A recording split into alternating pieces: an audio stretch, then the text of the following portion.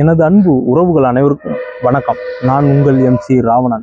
மே மாதம் 27ஆம் தேதி பாகிஸ்தானுடைய அதிபர் ஷபாஸ் ஷெரீப் இந்தியாவினுடைய 2 பிரச்சனைகளையும் பேசி தீர்வு காண்பதற்கு நாங்கள் தயார் அப்படின்ற மாதிரி ஒரு அறிக்கை கொடுத்துருக்கிறாரு. இது என்ன அப்படின்றத நாம் இந்த வீடியோவில் பார்க்க போகிறோம். வீடியோவை முதல் முறையாக பார்க்குறவங்க சேனலை சப்ஸ்கிரைப் பண்ணிட்டு மறக்காமல் பெல் பட்டன் அமைக்கிறீங்க. பிடிச்சிருந்தா லைக் பண்ணி ஷேர் பண்ணுங்க. உங்களுடைய கருத்துக்களை கட்டாயம் கமெண்ட்ல சொல்லுங்க.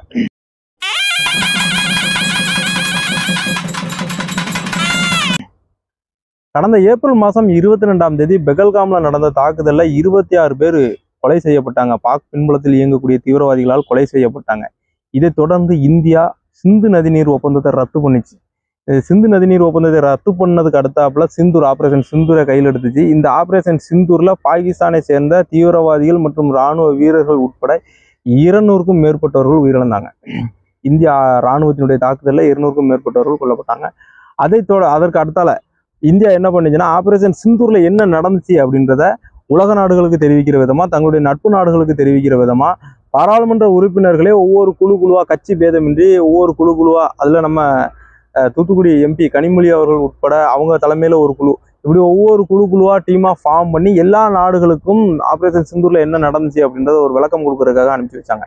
இதை அப்படியே காப்பி பேஸ்ட் பண்ணி பாக் அதிபர் ஷபாஸ் ஷெரீப் என்ன பண்ணார்னா, தங்களுடைய நட்பு நாடுகளுக்கு அவர் சுற்றுப்பயணம் மேற்கொண்டு ஆபரேஷன் சிந்தூர்ல என்ன நடந்துச்சு அப்படின்றத அவரு தெரிவிக்க போயிருந்தார். அப்படி அவர் சுற்றுப்பயணம் மேற்கொண்டப்போ ஈரானுடைய தலைநகர் தெஹ்ரான்ல வச்சு ஈரானுடைய அதிபரும் பாகிஸ்தான் அதிபர் ஷபாஸ் ஷெரீப் இவங்க 2 பேரும் சேர்ந்து செய்தியாளர்கள் சந்திப்பின் போது பாக் அதிபர் ஷபாஸ் ஷெரீப் என்ன சொன்னார்னா, இந்தியாவுடன் 2 பிரச்சனைகளையும் பேசி தீர்வு காண்பதற்கு நாங்கள் தயார். அது என்ன 2 பிரச்சனை அப்படின்னு நமக்குள்ள ஒரு கேள்வி வரலாம்.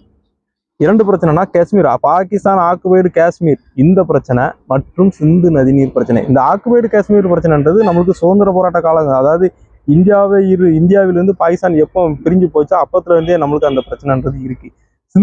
சிந்து நதிநீர் பிரச்சனைன்றது 1961க்கு அப்புறம் போடப்பட்ட ஒப்பந்தத்தின் அடிப்படையில் இது வரைக்கும் எந்த பிரச்சனையுமே வரல. ஆனா இப்போ பெகல்காம் பகுதியில் அந்த தாக்குதல் நடந்ததுக்கு அப்புறம் இந்தியா என்ன பண்ணுச்சுன்னா, என் நாட்டு மக்களை நீ கொண்டுட்ட அப்படின்னு சொல்லிட்டு பாக் பின்புலத்தில் இயங்கக்கூடிய தீவிரவாதிகளுடைய செயலுக்கு எதிரொலியாக சிந்து நதி நீரை ஸ்டாப் பண்ணிச்சு. இந்த சிந்து நதி பாகிஸ்தான்ல எந்த அளவுக்கு முக்கியத்துவம் வாய்ந்தது அப்படின்றத நாம கடந்த வீடியோல சொல்லியிருந்தோம். அங்குள்ள மக்களினுடைய 90% நீர் தேவையை சிந்துல இருந்து தான் அவங்க பூர்த்தி பண்ணிட்டு இருந்தாங்க.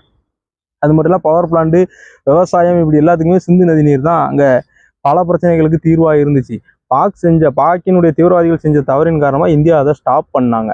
அப்போ இந்த பிரச்சனை அப்படியே சிந்து நதி நீர் ஸ்டாப் ஆகி இருந்துச்சுன்னா அங்கே குடிநீர் தேவையும் அதிகமாயிரும். அது சார்ந்தும் நிறைய பிரச்சனைகள் வர ஆரம்பிச்சிருவோம். உடனே இந்த பிரச்சனைக்கு தீர்வு கொண்டு வரணும் அப்படின்றதுக்காக தான் பாக் அதிபர் ஷபாஸ் ஷெரீப் நாங்கள் பேச்சுவார்த்தைக்கு தயார் அப்படின்ற மாதிரி அவர் முன் வந்திருந்தார்.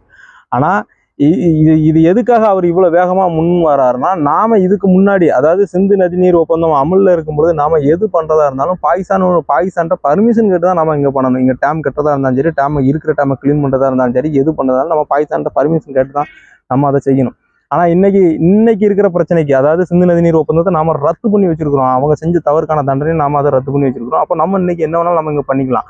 இப்போ இந்தியா என்ன மாதிரியான ஒரு கட்டமைப்பை முன்னெடுத்துட்டுனா, இவ்வளவு நாளா சிந்து நதிநீரினுடைய உள்கட்டமைப்பு, அதாவது இங்க சேமிச்சு வைக்கக்கூடிய கட்டமைப்பு கிடையாது.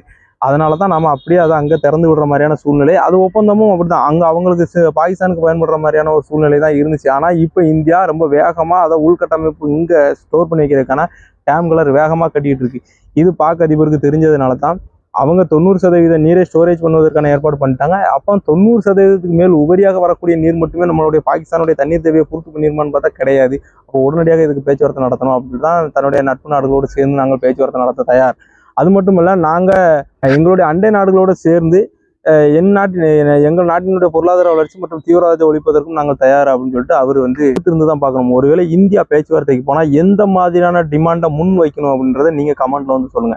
மீண்டும் ஒரு நல்ல தகவலுடன் உங்களை சந்திக்கும் வரை உங்கள் MC ராவணன்.